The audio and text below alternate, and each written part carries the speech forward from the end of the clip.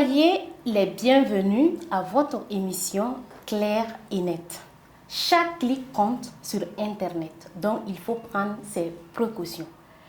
Aujourd'hui, nous allons discuter de la lutte contre les discours de haine sur Internet. Autrement dit, comment rester net sur Internet. La bonne nouvelle du jour, c'est que je suis en compagnie d'une personne exceptionnelle.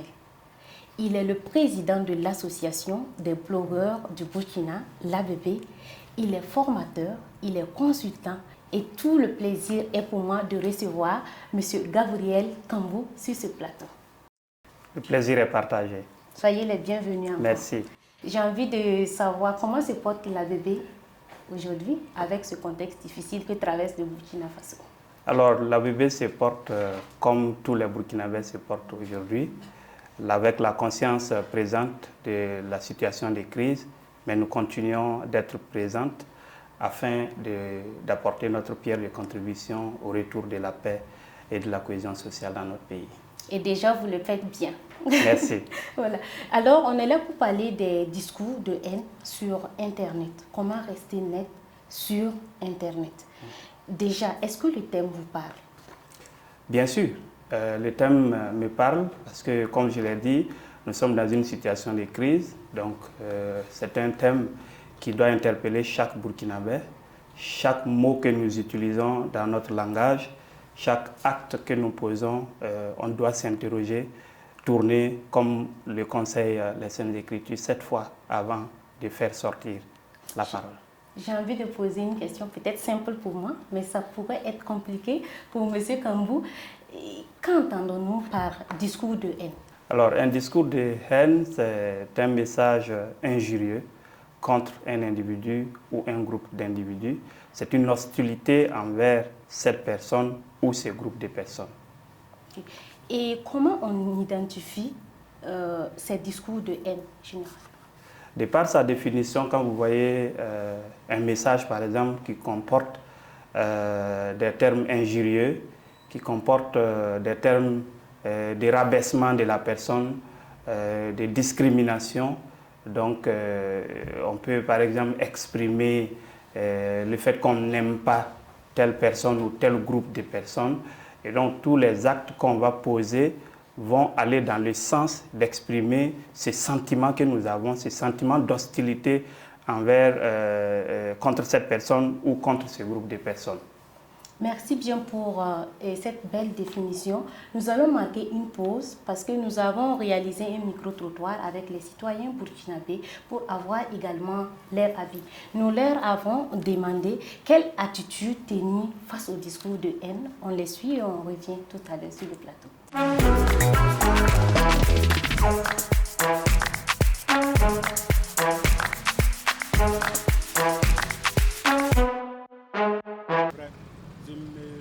Si c'est pour galvaniser les gens seulement à aller vers la haine, on dit non à ça et puis ce ne serait même pas bien pour moi seulement de suivre ça ou de cliquer ou de partager.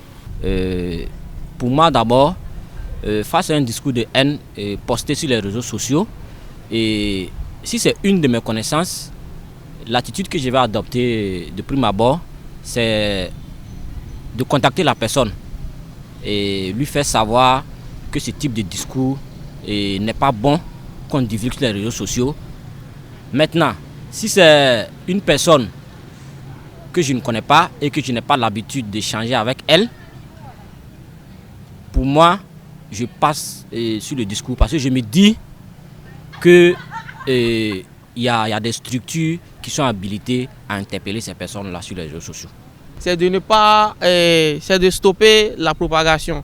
Même si je ne partage pas un message positif, quand je tombe sur le message négatif, au moins je ne commente pas, je ne like pas et surtout je ne partage pas. Au moins à mon niveau, j'aurais quand même tenté de limiter les dégâts. Donc voici les deux cas. Au meilleur des cas, j'envoie un discours positif pour contrer le message et négatif. Au pire des cas, je ne fais rien, je ne commente pas, je ne partage pas et je ne like pas pour freiner la propagation du message. Telle est la réaction des citoyens que nous avons eu à interviewer dans le cadre de l'émission. Qu'en pensez-vous, M. Kambou? Alors, je pense que les interventions sont intéressantes, et surtout le dernier intervenant qui estime que à son niveau déjà, il peut être un stop à la propagation du discours de haine. Parce que nous rencontrons souvent des citoyens qui disent que j'ai partagé pour savoir si c'est vrai. Et je dis toujours, personne ne met sa main dans des déchets pour savoir si ce sont des déchets. Donc, quand quelque chose n'est pas bien, on ne présente pas ça à la face du monde pour demander si c'est vrai ou c'est faux.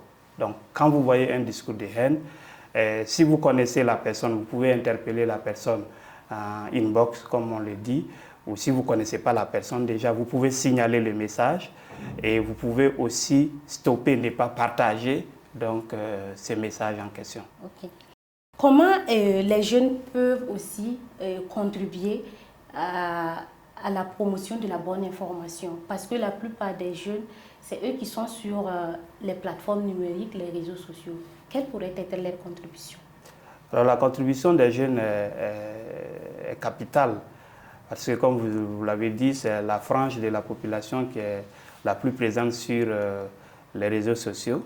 Et donc, il y va aussi de leur avenir. Parce que si le pays n'est pas en sécurité, si le pays entre dans une situation de crise, c'est eux leur avenir qui est mis en cause. Donc, il faut en sorte que les jeunes soient des vecteurs de paix, des vecteurs de messages, d'unité, de cohésion sociale. Donc, si vous rêvez d'un Burkina de paix, d'un Burkina développé où vous avez ce que vous voulez, donc il va de soi que vous puissiez contribuer donc à construire cet état de paix-là. Ce n'est pas quelqu'un d'autre, parce que le frère ou la sœur que vous êtes en train de porter en haine, donc va être un obstacle à la réalisation de votre bonheur. Parce que vous ne pouvez pas être en paix tant que votre voisin aussi est en conflit contre vous. Ouais, du coup, est-ce qu'il faut une formation à la base pour pouvoir identifier qu'un discours est haineux ou pas? Oui, il faut une formation et encore plus, il faut de l'éducation aux médias sociaux.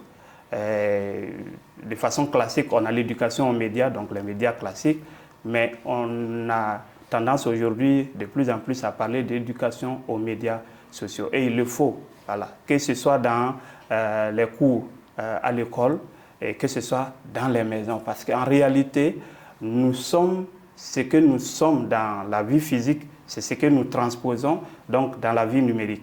Donc si vous avez reçu une très bonne éducation, votre comportement aussi sur les réseaux sociaux va se ressentir.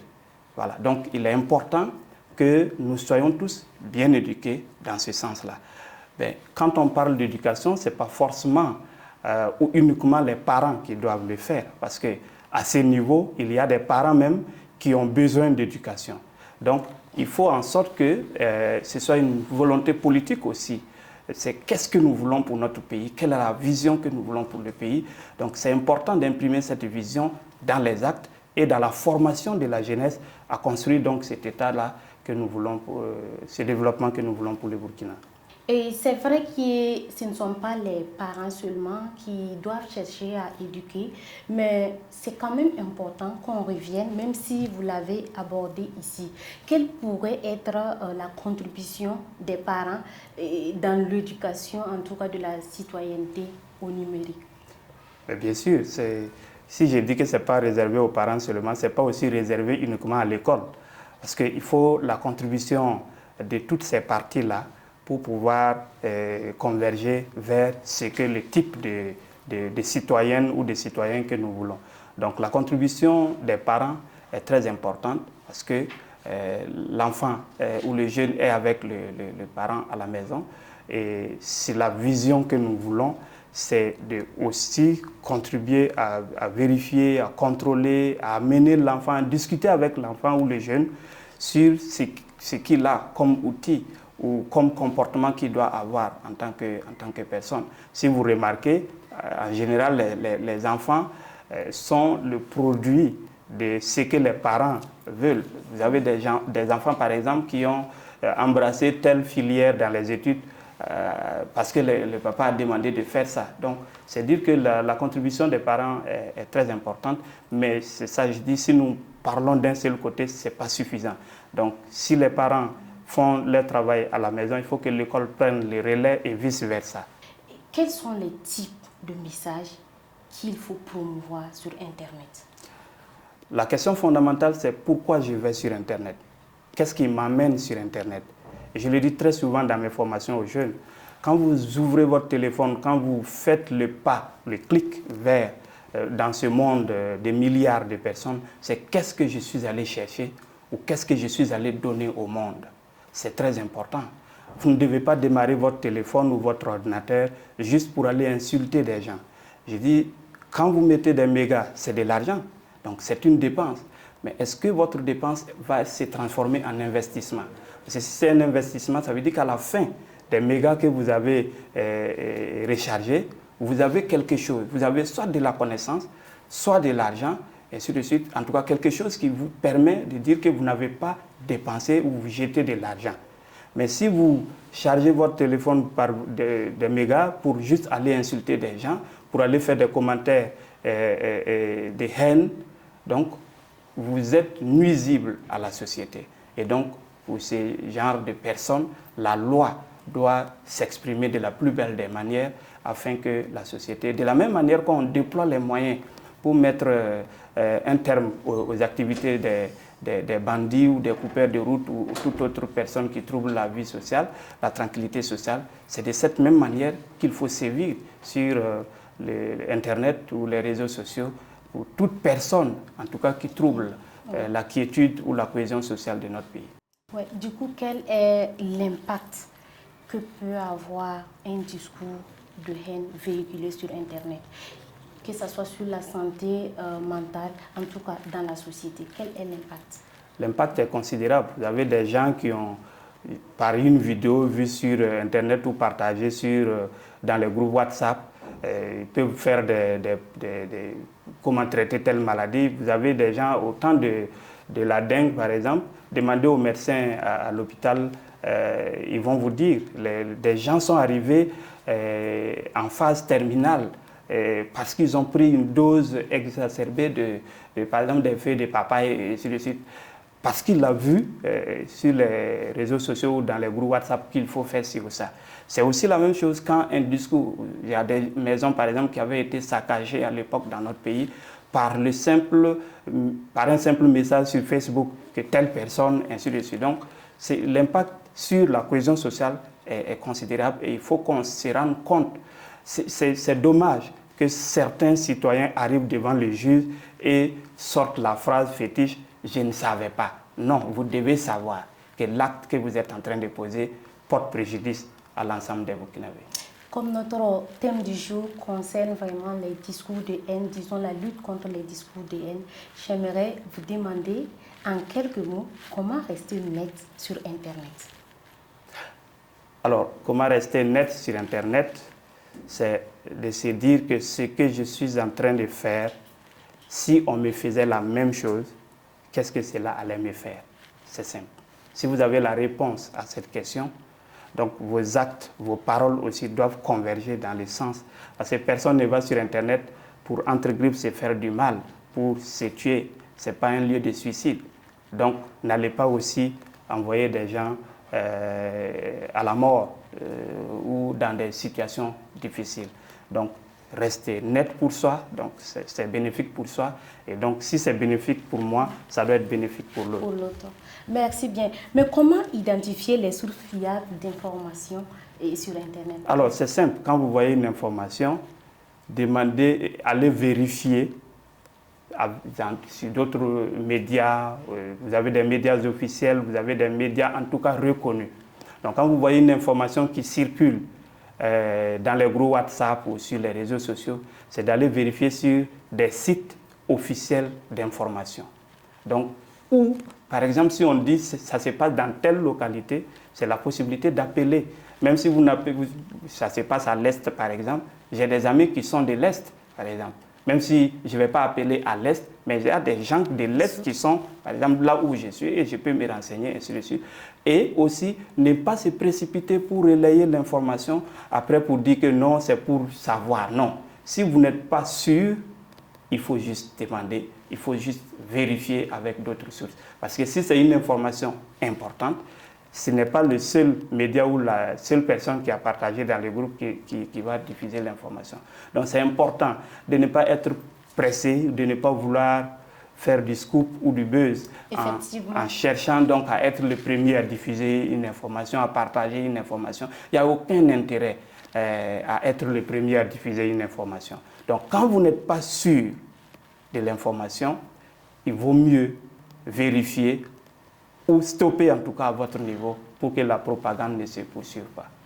Merci beaucoup, M. Kambou, d'être passé sur notre plateau. C'est un plaisir pour moi de vous avoir reçu.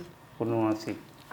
À vous, chers téléspectateurs, chers internautes, c'est tout pour aujourd'hui. Merci de l'avoir suivi. Regardez juste les liens qui s'affichent en bas de votre écran. Allez-y, likez, partagez et commentez. Au revoir, on se retrouve très prochainement pour une nouvelle émission de Clair et Net.